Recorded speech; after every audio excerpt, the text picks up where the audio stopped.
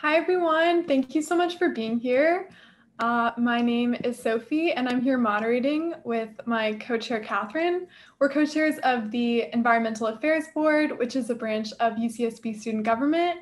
And we're here today to host a discussion on environmentalism and climate activism at UCSB and beyond. So we've got a lovely panel of UCSB environmentalists, and we can get started with some introductions. If you guys want to go around, say your name, pronouns, and describe the org that you're from. Gabby, do you want to get us started? Sure. My name is Gabby, pronouns she, her, and I'm from the Environmental Affairs Board as well. Gabe? Hey everyone, my name is Gabrielle. I'm also from the Environmental Affairs Board, and I use he, him pronouns. Diana? Hi everyone, my name is Diana or Diana, and I'm from Environmental Justice Alliance, and my pronouns are she, they. And Elisa? Hi everyone, my name is Elisa. I go by she, they pronouns, and I am representing Zero Waste Committee. Thanks everyone for being here. So we wanted to just get started with a question about, how did you get started in environmentalism and activism, and why do those things matter to you? So, Gabby, do you want to start us off? Sure. I think my interest in environmentalism kind of started when I was really young because I was a Girl Scout starting when I was in kindergarten. So my troop and I did a lot of environmental activism events. We worked with Save the Bay, which is a local environmental group in San Francisco. I think they're based out of Oakland. And then that passion for environmentalism and the outdoors that I cultivated in Girl Scouts kind of carried into high school, where I learned a little bit more about climate change and various environmental issues.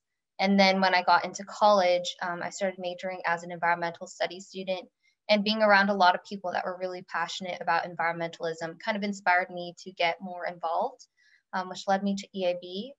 And then as I was around people in EAB, or the Environmental Affairs Board, that really motivated me to get even more involved. And that's kind of where my experience in environmentalism or activism really started. Elisa? I also came from San Francisco, the Bay Area, but I was exposed more, I would say, in high school. I think around my family and friends, a lot of us, I would say, are foodies. So my exposure started with, I think, a few friends who were either vegetarian or vegan, and then telling me, how it's like for them and why they're doing it, to documentaries that I would watch. And then it kind of moved over to compost. I happened to have one friend who was a year older and was telling me how she started a compost program at her college. So I thought that was really cool. And I actually came into UCSB wanting to make sure that we had compost infrastructure in the residence halls. And then through that, or just by checking out different orgs on campus, I learned about the food cycling club, and we watched a food waste documentary. So food waste has been a big, I think, gateway for me into environmentalism. And since then, I joined Zero Waste Committee, still here, still super happy to be part of it. And I also took a cool class, just environmental studies introduction class, and that taught me a lot. And now I just like to join clubs and talk to other people about environmentalism.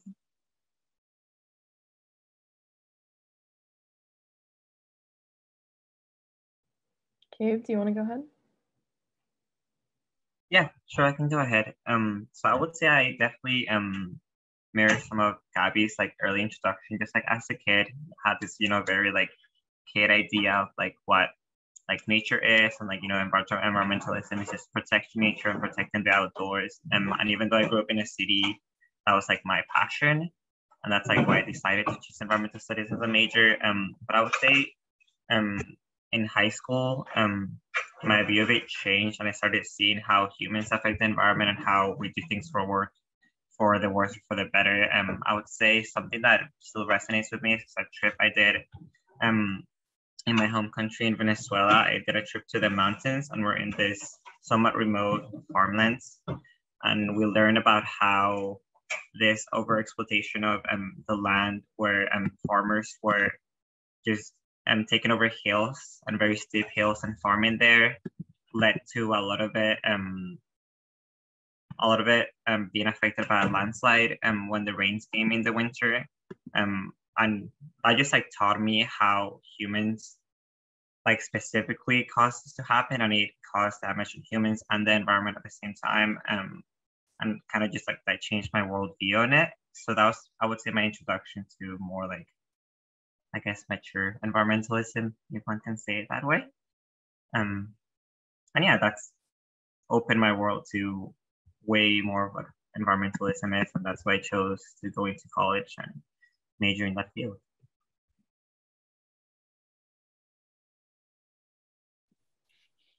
Yeah, and I think for me, I guess like my journey with environmentalism has been a little complicated, as I like learned a lot of just like, just like different truths of environmentalism and like the history of environmentalism, especially like white environmentalism. But when I was, I guess like, when I was younger and like learning from my grandma and my mom on like reducing consumption and reducing waste and stuff like that, just seeing my mom like use like Tupperware, like use like butter containers as like Tupperware and stuff like that, and using it for like different things, like mostly out of like necessity and to reduce I guess like financial burden and stuff like that, was my first introduction to environmentalism. And then also like thrifting and all that before I guess it became kind of like a fad and stuff like that. That's kind of like where I was like introduced to environmentalism in that sense. And then going on into like high school, and when I was a little bit older, I became like friends with like a lot of people who love to go outdoors and like going hiking and all these things, and like invited me on trips with them, like to Yosemite and all these places, which was really awesome. And I was able to actually like build a relationship with my surroundings and start to think about my connection differently. But it also wasn't until college I was like really thinking of my connection with the environment as like more of like an objective standpoint, like objectifying nature, like quote unquote nature. And it wasn't until college that I like realized the intersections between like people and the environment, thinking about environmental justice. And I was actually able to meet a friend through EAB who was working on like a working group on environmental justice at the time, and also to like bring people of color in the space, and like just kind of like having that different lens applied to environmentalism.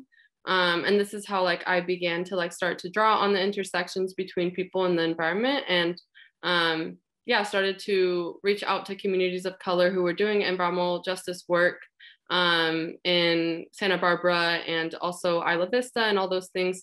And that's really where my like passion has been driven today, is doing work for communities of color and centering them and the decisions that Environmental Justice Alliance makes. And that's like very complicated, but that's kind of like where I'm at with like the organizing and stuff. Thank you guys so much for sharing. So our next question is, do you feel welcome in the environmental movement, and what, if anything, has kept you on the sidelines? Elisa, would you like to go first? Sure, this actually ties well with some of the things Diana just mentioned, because I think personally, sometimes I do and sometimes I don't. I've been thinking a lot about imposter syndrome personally as a queer, Asian American, person of color, all that. And sometimes it does feel very white in some spaces, or when I'm going to lectures or things, or just looking at some history that some people share about environmentalism. And sometimes also I think people are rightfully very emotional about the climate, but sometimes it feels like intimidating to someone like me who can sometimes see the other side when I didn't like know much about the environment. So I can see it being not as friendly to people who are new to this stuff and haven't learned about it before. I think there's some level of guilt and shame that goes around to kind of convince people to, you know, care about these things, and that it works sometimes, but also I think there are consequences to that as well. As a result, I am kind of split. Sometimes I do, sometimes I don't. There are spaces like Zero Waste Committee, I think, from the beginning made me feel super welcome. It was the right environment for people who are, you know, just learning and growing. And I think a lot of student spaces have that. I noticed that with EAB too in my personal experience. So it's a mix.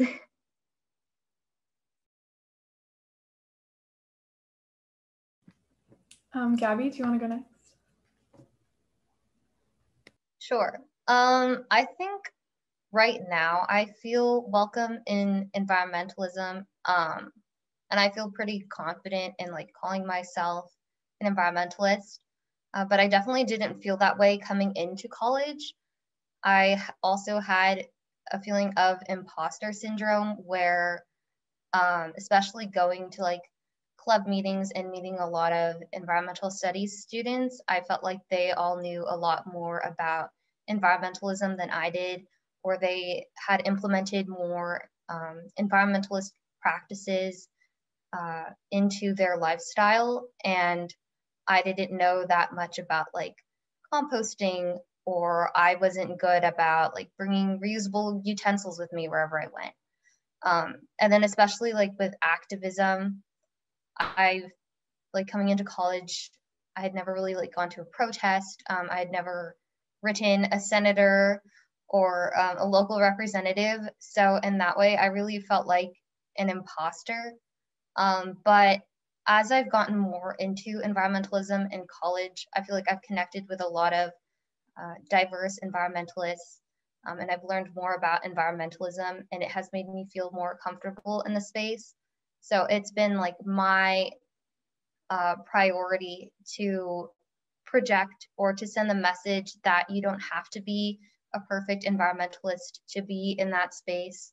You don't have to know a lot about activism or even what environmentalism means, as long as you are interested in learning more about environmentalism, or you care about the planet and you care about the people on this planet. That anybody is welcome in the environmentalist space, because I know I had a lot of those anxieties about being an imposter when I first came into college. Elisa, I saw your hand. Yeah, I just want to mention quickly that in terms of environmental studies, I have met a lot of people who study in that major. I'm not an ES major, I study communication. So that's kind of where I come from. Sometimes I feel less credible because of that. Gabriel? Yeah, I just thinking of all the answers that people are saying, it's a very different response for me, because like being white, I don't have the issue of like not fearing like not being included, because I have the privilege of like having the majority of the environmental movement being white, and it's really more on me to try to make it more inclusive than the other way around. And I think the question of inclusivity for me is more of a question of inclusivity when it comes to the topic matter of environmentalism.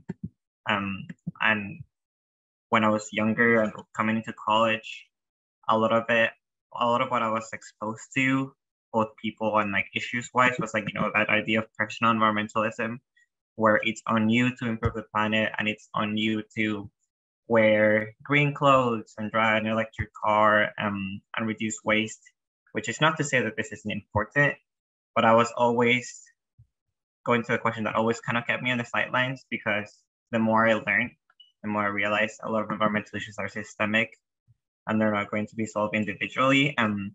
So that always, I would say, maybe bothered me to a little bit of an extent when people, focus on these very individual behaviors. That kept a lot of people out of the movement. I have a lot of friends that are, not environmental studies majors that feel this way. And I constantly strive to spread a message of being an environmentalist, quote unquote, should not be associated really with these behaviors or more about your beliefs about, caring for people and caring for the environment. I think those should be central to environmentalism, caring for justice, equity, and caring for and this sounds very vague, but a better world. So in terms of inclusivity, I would say that's what has kept me on the sidelines for a little bit. Yeah. Diana? Yeah, so this question is actually really important to me, and some things I haven't unpacked myself because I'm still in the, I guess, environmental organizing. So it's a little difficult for me to answer this question, but I think something that has kept me yes, imposter syndrome has been a really big issue that I've dealt with throughout for the past 2 years since I've been part of Environmental Justice Alliance. And since Environmental Justice Alliance became a thing, it's seen as a centralizing point of environmental justice, doing all this environmental justice work, whatever that definition means.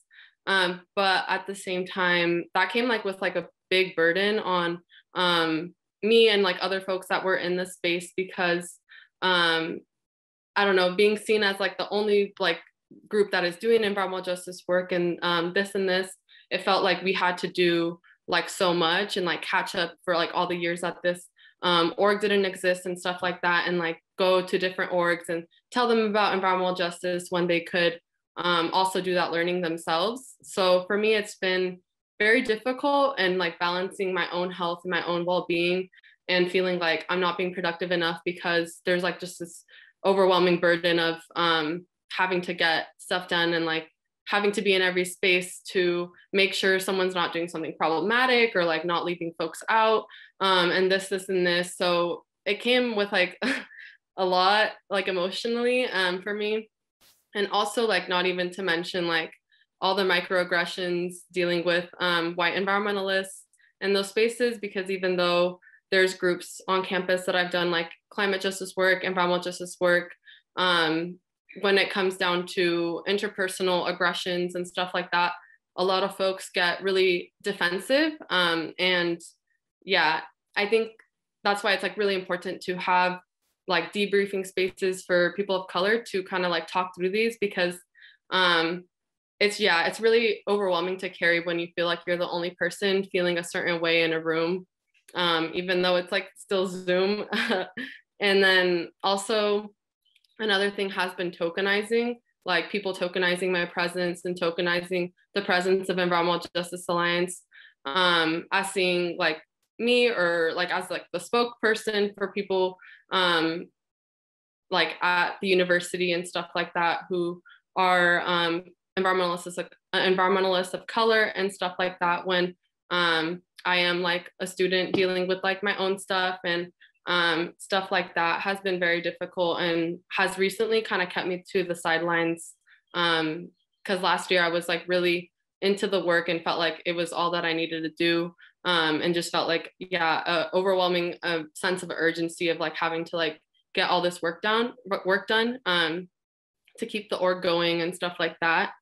So yeah, it's definitely been very difficult, and then being thrown into work that I didn't even get to necessarily think if that's something that Environmental Justice Alliance wants to do, or if it's something that aligns with our mission statement, because there being such little resources for people of color on campus, just feeling especially working with the University of California Office of the President, them putting a lot of labor on us to update a policy that they could fully fund a group to work on and stuff like that. And using the words, diversity, equity, inclusion, like all these fluffy words to make us feel like we're actually being included has been very difficult. And I think recently what has helped is checking in with like the friends within Environmental Justice Alliance and like other friends and like talking through these things so we don't feel so overwhelmed with all this work and feeling like we have to solve it ourselves. So this year I've really been like trying to focus on my own rest and like not overworking myself. But that's like a really long answer to that. I could go on, but thank y'all for answering that, for asking that question. Does anyone else have any thoughts on this question? So I was actually curious thinking about this question. It reminded me of how I've noticed that the environmental movement and the environmental studies major at UCSB, as well as all of the orgs that I've been a part of that are environmentally related, have been very female dominated. I don't know if you guys have noticed that at all, and I'm wondering if that's affected your participation. As for me, I think it made me feel like more welcome to like speak up in class and to take on leadership roles, but I'm curious if you guys have noticed that at all.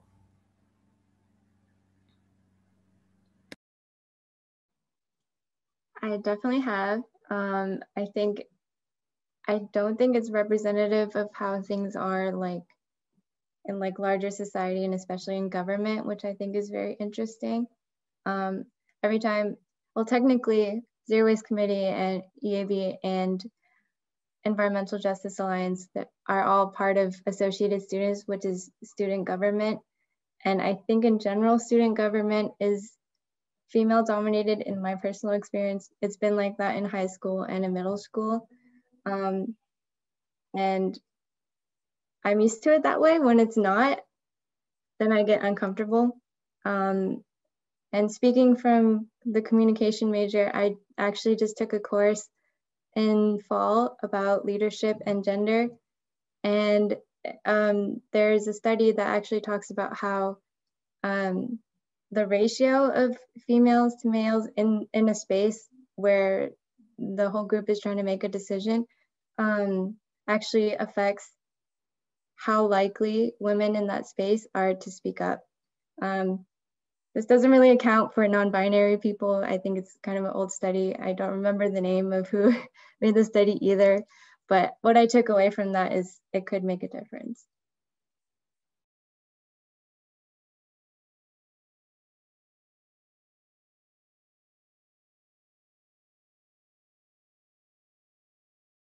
Anybody else have any thoughts on that question?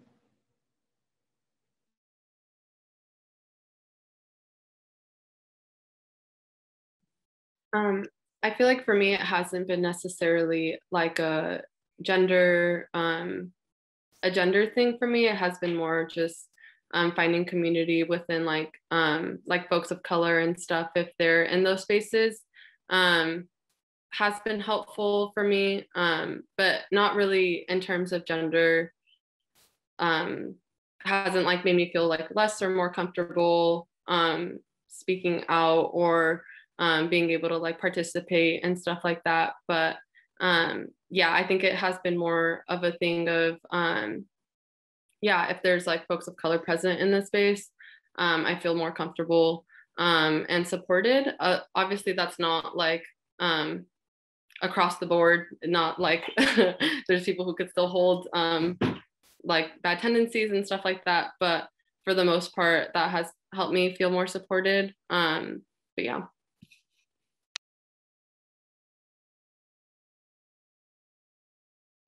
Anyone else before we move on?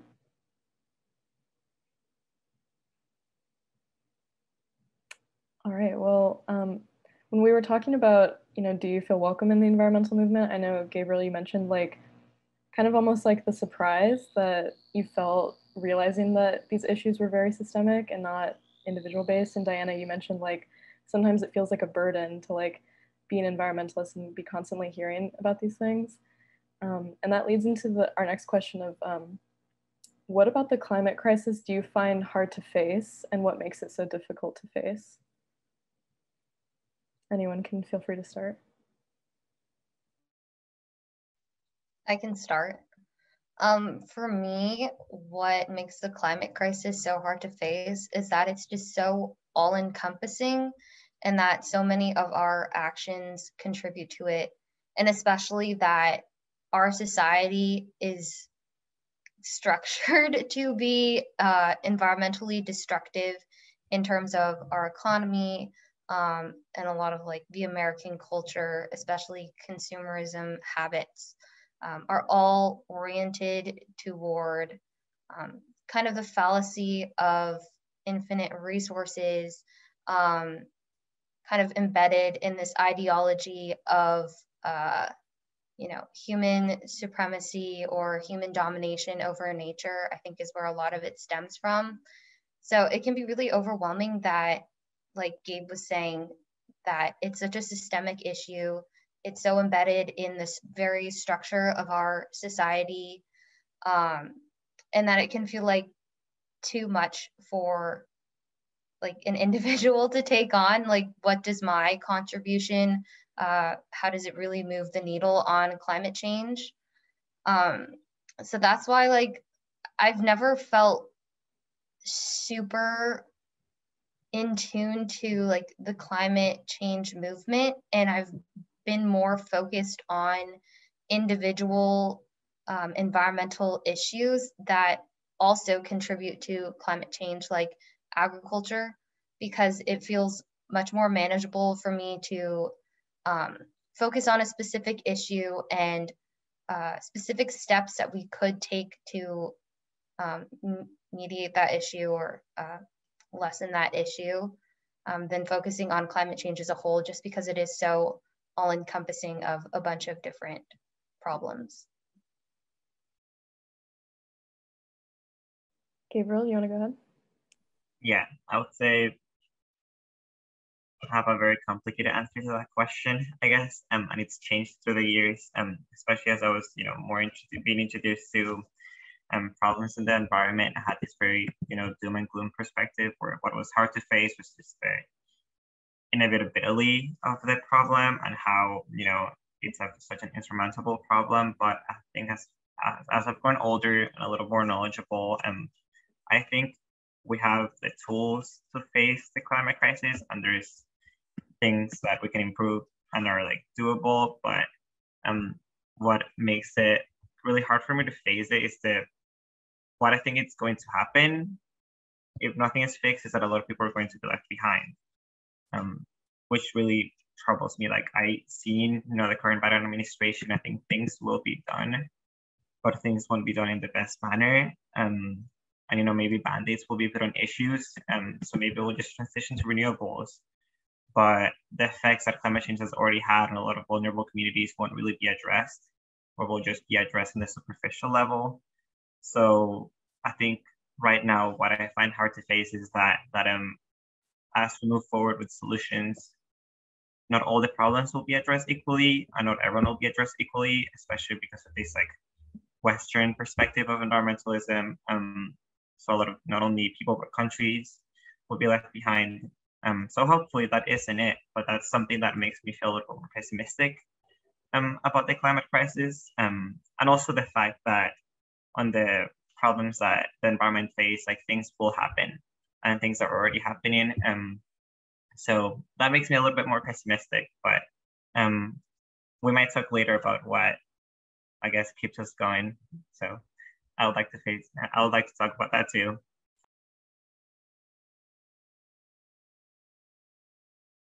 Elisa? Kind of speaking to the last part of what Gabe was saying, I think motivation can be a challenge because we have a sense of urgency usually when we're thinking about the climate crisis. We're like, oh, we need to like try to fix things or reverse things as soon as we can. And yet the whole thing is like a really, really slow process. Recovery, restoration, if it's even possible, takes forever. We might not even see it for our lifetime. And yet like the destruction that's already happening, as Gabe mentioned, is happening so quick in comparison. So all the work that we're putting in it seems disproportionate to like the actual change that we may or may not be making. and things change. So one idea of a solution might not even work in a year and things like that. So I think that's hard for me as someone who likes to see results and concrete, you know, a concrete result of my labor.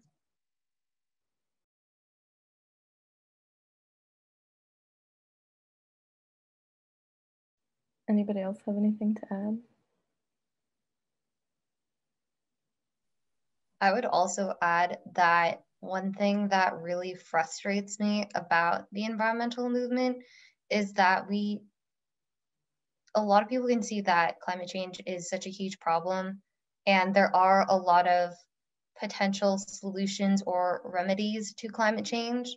And one of the biggest obstacles is just like political will. And then seeing like climate change actions stall. I mean, in the Biden administration, a lot of climate change action has been done, especially compared to like the Trump administration or even the Obama administration. But it's still really frustrating to know that there are so many solutions that we could implement that are not being done just because of political will or NIMBYism or just people's general resistance to change, especially for the systemic issues, for changing kind of the structure of our society, which I think kind of needs to happen to reconcile with climate change. So just knowing that we have potential solutions, and then a lot of people are just kind of holding out for like techno solutions, which I don't always believe in. That's really frustrating to me. Yeah, adding on to that, I think for me, something that is just kind of difficult to like, deal with and recognize is how certain folks are going to be impacted and are already impacted more than other folks. And thinking about how even just like the way with like the COVID pandemic has like impacted Black and Indigenous communities, just makes me even more afraid of like the future in terms of the climate crisis. And also just thinking about how the urgency of that crisis might, the US like might just like result into like even more individualism and go into, well, we already are an imperial and settler colonial state, but just go into ramp up that sorts of things for like resources and all this stuff, and going to like the global south, like further destabilizing communities and extracting from those places. And I think that's something that's very scary to me that is still happening right now and has been happening. But just as the climate crisis worsens and we see those impacts, it's just gonna accelerate. And that's like what is most frightening to me is like how we're gonna even more normalize all the harm that is being done and all the violence that's done towards those communities in the United States and all over the world. So I think that's been something that's been very difficult to think about.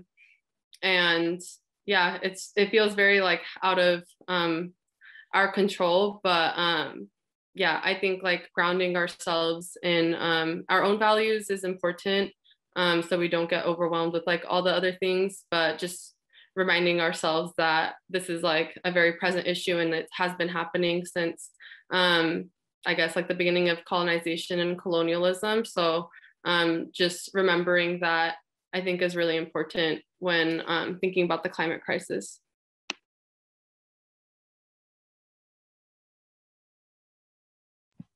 Does anyone else have any other thoughts on this question? Okay, so Gabby, you kind of opened the discussion on the last question, talking about how it can be really difficult to kind of face the climate crisis in its entirety. It's such a complex issue. So I'm wondering what makes for empowering conversations about climate and what impedes them?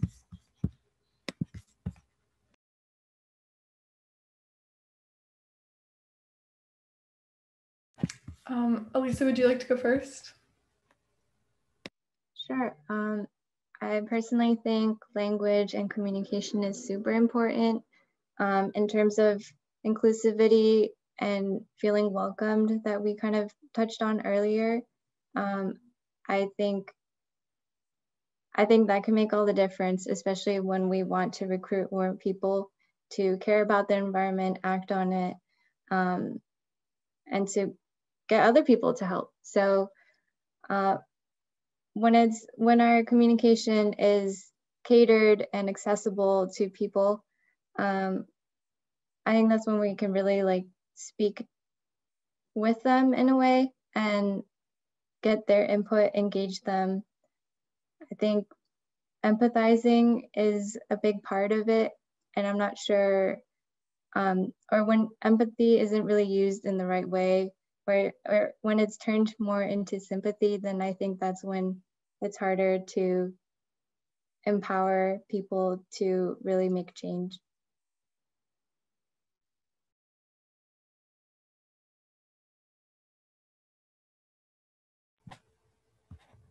Gabriel?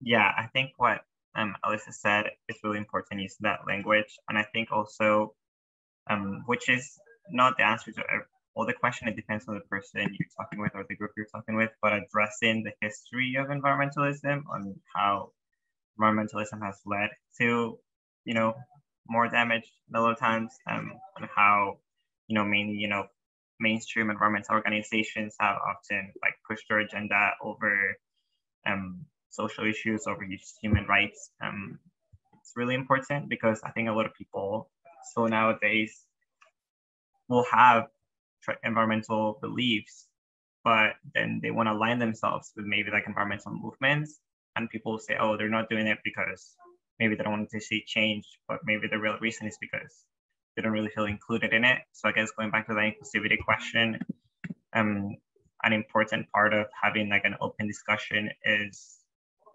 having like elevating, I guess, people's voices that are usually just been ignored in the environmental movement, and that not only goes for like organizations that are usually ignored, and also countries that are usually ignored.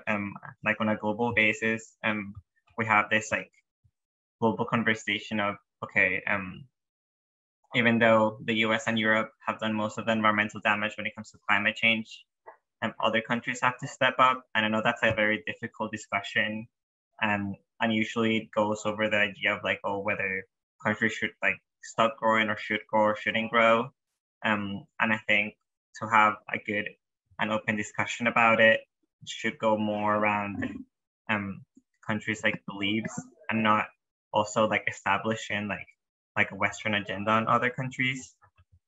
So I guess it's complicated, but yeah, like I think just goes back to the idea of having like an equal platform, or even like elevating voices that have not been really elevated before, really helps to have a way more open discussion about climate. Diana?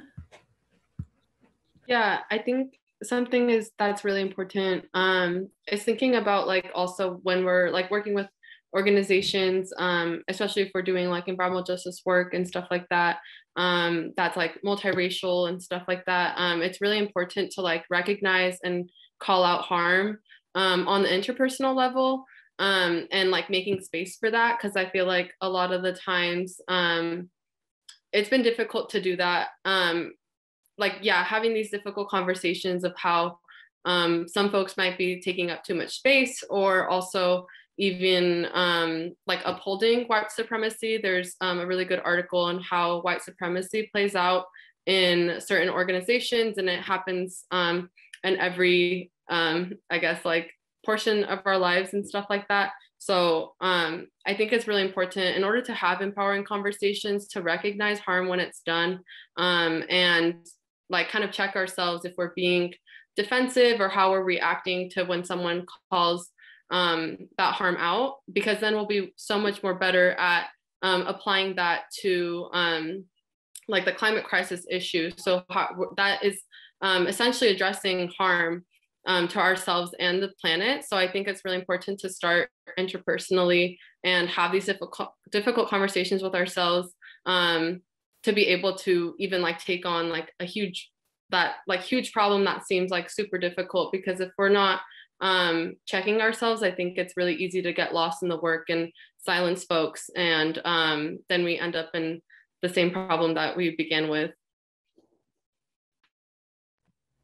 Elisa?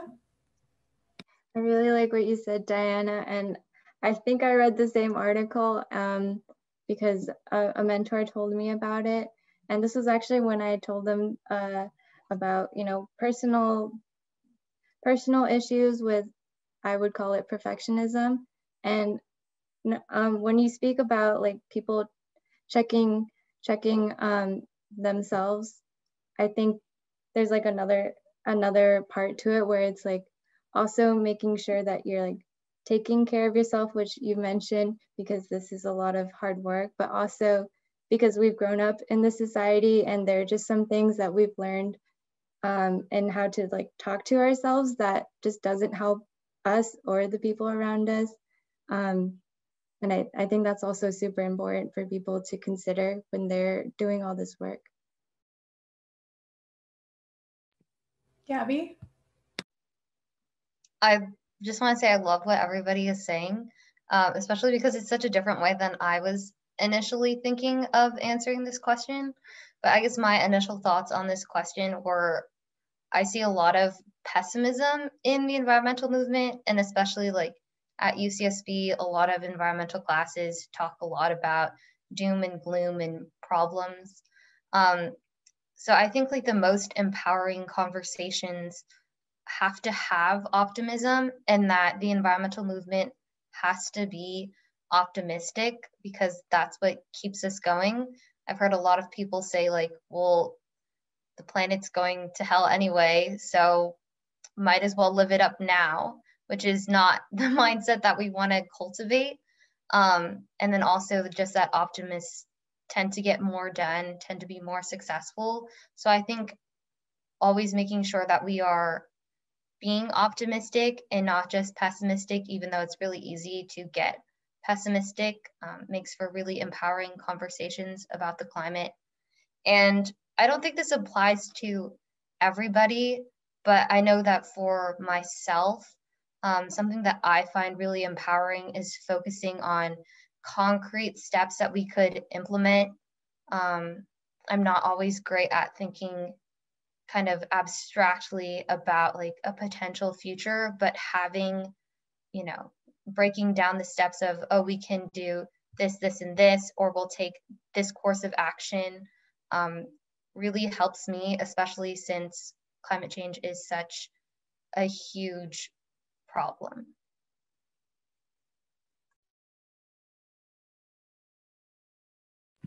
Gabriel? Yeah, just to add to Gabby's point, I think, yeah, optimism is definitely not very common, at least in like academia a lot of times.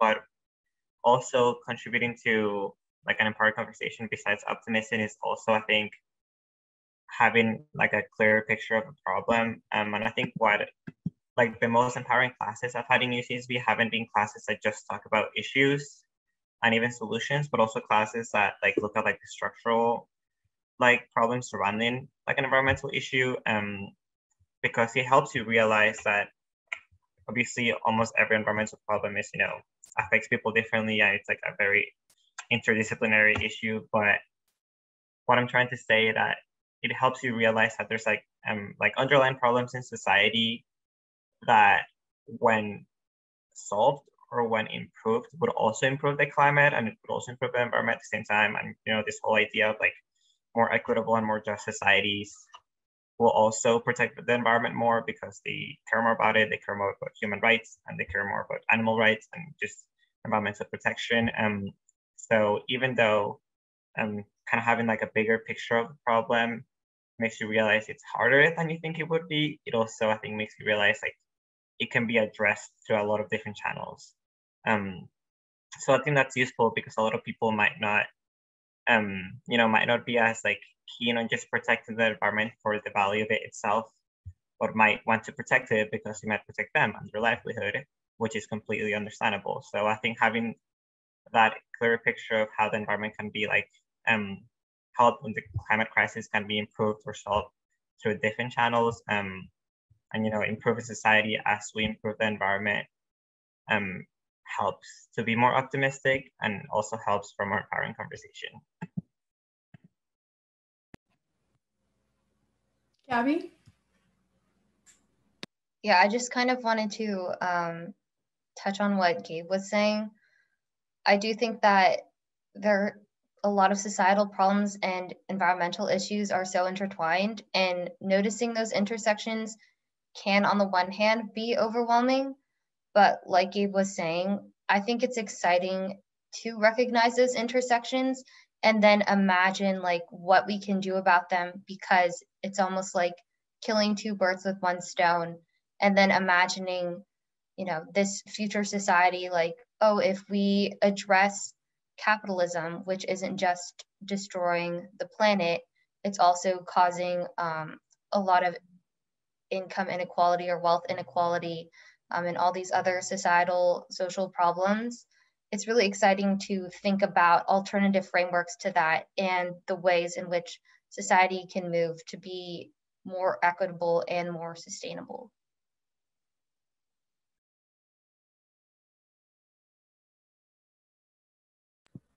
Diana? Yeah, kind of going off of what Gabby said, she reminded me of kind of like what has been empowering for me in, I guess, like the climate movement. Well, I guess it's been kind of like, it is part of the climate movement, but I think just recently recognized as so. But thinking about, like racial justice issues is really important, and thinking about that being the root of essentially the issues in our society and stuff like that. So really thinking about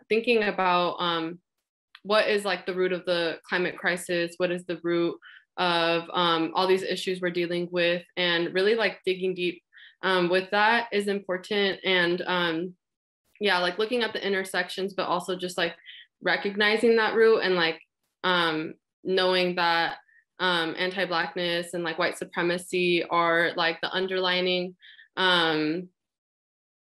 like framework of a lot of the things that we play into also.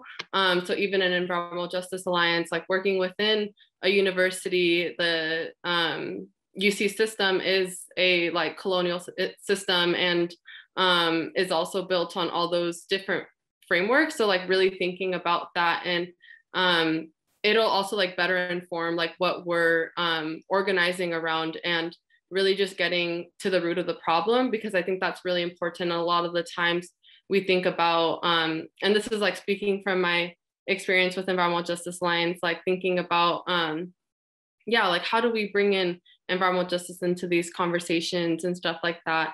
We were thinking very much like to cater to a certain audience, but not recognizing like what is like the root of the problem. And I think that's like really important when dealing with the climate crisis. At the same time, like it could be thought about as like pessimistic, but at the same time, like it is a reality we're all dealing with. So I think it's really important that we recognize that, and just know that there's like a lot of growth that comes from recognizing that and like calling it out, which is, I think, empowering for me, even though it's like very difficult to like call myself out on things that I reproduce and stuff like that, because we all do it. So I think that is empowering for me to be like, okay, yes, like I recognize this and I recognize it in me, and now I can see it in other places. So that has been really empowering for me, is taking like a racial justice framework to the work that I'm doing within climate justice, environmental justice movement, which has been really helpful.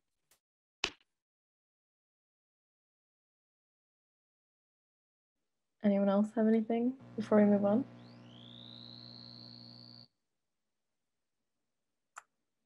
Well, you guys, you talked about this, you talked about the phrase doom and gloom. I think multiple people mentioned it, which I think is a phrase we hear so much in environmentalism, and kind of like that pessimism that Diana was talking about. So I want to pose the question, how do you stay hopeful for the future? in environmentalism or the climate crisis?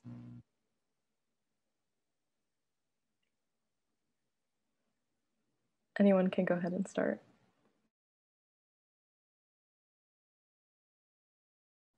Gabby? This might just be my own weird thing, but my mom would tell me like, oh, if there were no problems left in the world to solve, then we wouldn't have anything to do and it would be a boring world. So just like feeling empowered that I do have a problem to solve is something that helps me. But I don't know, there are some like weird phrases that my mom says that like makes me feel really relaxed. And when I tell my friends, they're like, no, that would just stress me out more. But that is one thing that makes me feel hopeful and me feel empowered, is that, you know, I am born at a time where there are a lot of issues that I can work on and that I am empowered to work on. You know, like especially as a woman, we're not confined to just like a housewife role, and we have more opportunities, and it is exciting to get to make an impact, however small, on such a big issue. Forgot what else I was gonna say, so somebody else can go. Gabe, you raised your hand previously. Did you want to go? Yeah. So for me, this is also a difficult question, and I very much like oscillate between feeling hopeful and feeling pessimistic.